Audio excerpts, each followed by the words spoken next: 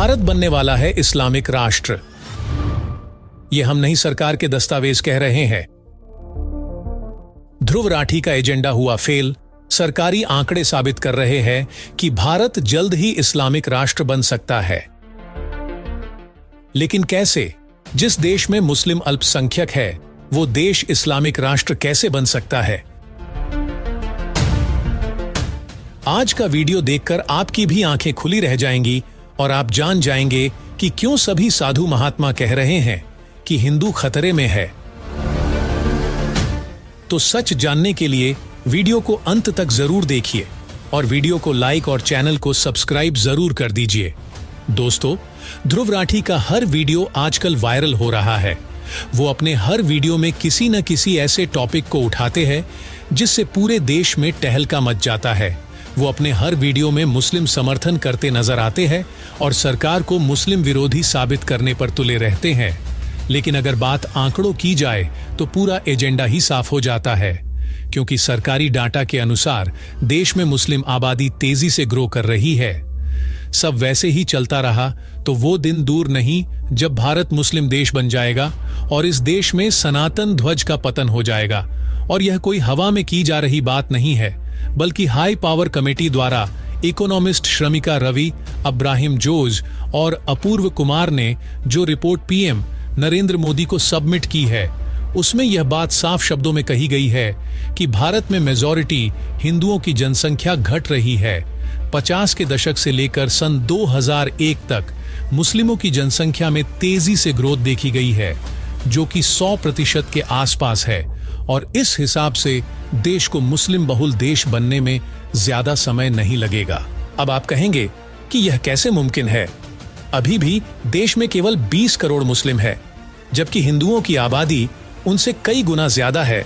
तो अगर जातिगत आधार पर जनगणना करवाई जाए तो यह डाटा काफी अलग होगा, क्योंकि भले ही दूर से देखने पर एक बड़ी हिंदू आबादी नजर आती हो, लेकिन हकीकत में ऐसा नहीं है।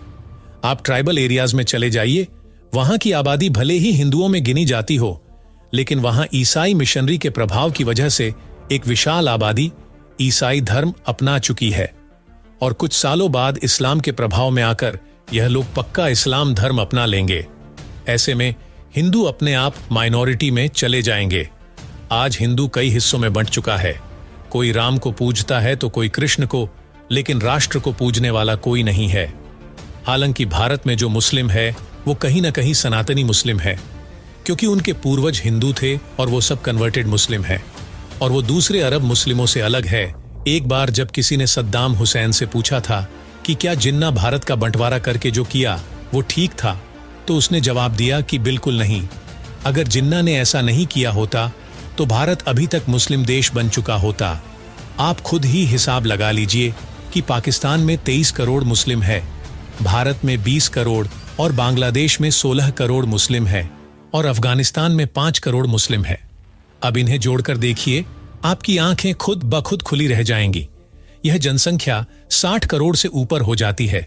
यानी कि देखा जाए तो एक तरह से जिन्ना ने हिंदुओं पर एहसान ही किया था कि उन्हें कुछ और मेजॉरिटी में रहने का एक मौका दे दिया था, और हमें तो उसका एहसान मानना चाहिए। वैसे देखा जाए तो देश में हिंदू का सबसे बड़ा दुश्मन खुद हिंदू बना हुआ है। जब एनआरसी और सीएए की बात होती है तो इसका विरोध मुस्लिमों से पहले हिंदू करते हैं, और यह कोई और नहीं बल्कि वो लोग हैं जो कि हिंदू होते हुए भी हिंदुओं के विरोध में बोलते हैं। अब जब भारत दूसरे देशों के लोगों को अपने देश में पनाह दे सकता है, तो इतने सारे मुस्लिम देश है जिसमें सबसे ज्यादा जमीन अरब देशों के पास है, वो क्यों नहीं कहते कि भारत के मुस्लिम उनके देश में आ जाए? वो ऐसा नहीं कहेंगे।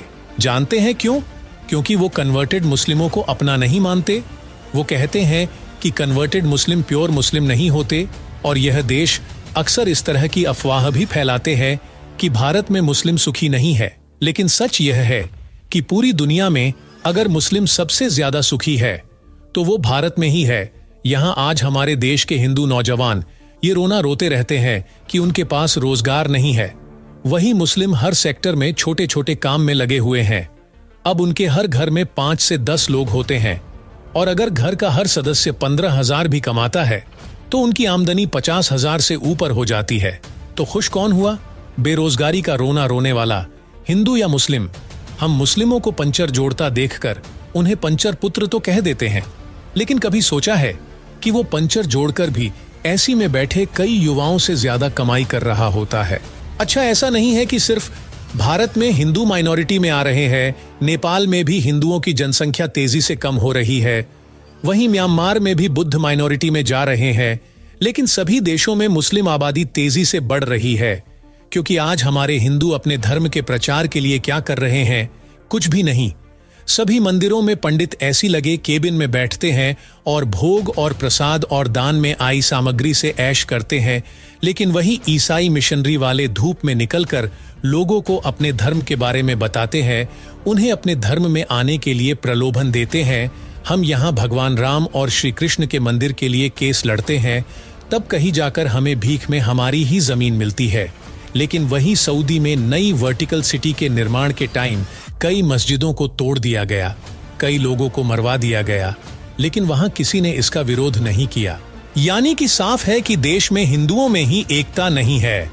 राम मंदिर मुद्दे पर कई पार्टियों ने राम मंदिर का विरोध किया, जिसकी वजह से यह केस सालों तक खींचता चला गया। बात यही खत्म नहीं होती। आज देश में कई मुस्लिम फार्मेसी है जो कि आयुर्वेद के नाम पर अपनी दुकान चला रही है, जिसमें सबसे पहला नाम आता है हमदर्द का, जिसके सिंकारा टॉनिक को लेकर जब विवाद हुआ तब कई नेता उसके सपोर्ट में खड़े हो गए। वहीं बाबा रामदेव को कभी भी इस तरह का सपोर्ट नहीं मिला, बल्कि उन्हें बार बार ट्रायल के दौर से गुजरना पड़ा। अगर बात करें बॉलीवुड की, तो वहां भी मुस्लिम कलाकारों का दबदबा है। सलमान, शाहरुख और आमिर खान पूरी इंडस्ट्री को कंट्रोल करते हैं और इनसे जो पंगा लेता है उसका करियर पूरी तरह से बर्बाद हो जाता है। अब सोनू निगम को ही देख लीजिए, जब उन्होंने कहा कि सुबह अजान की आवाज से उनकी नींद खराब हो जाती है, उसके बाद से उन्हें इंडस्ट्री में एक तरह से बॉयकॉट कर दिया गया, उन्हें काम मिलना लगभग बंद हो गया।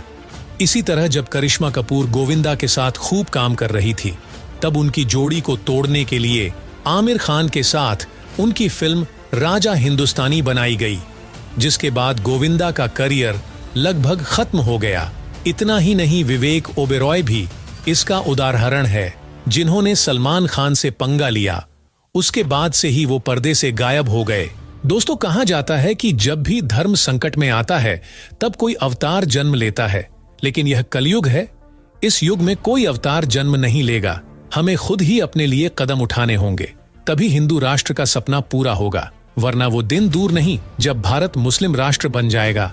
दोस्तों, क्या आप इस पूरी जानकारी से सहमत हैं? क्या आपको भी लगता है कि हिंदुओं की दुर्दशा में सबसे बड़ा हाथ खुद हिंदुओं का है? अपने विचार हमें कमेंट में जरूर लिखें और वीडियो को ज्यादा से ज्यादा शेयर करें, ताकि हिंदू भाई यह सब जान सके। अगर वीडियो पसंद आया हो तो चैनल को सब्सक्राइब भी कर दे। धन्यवाद।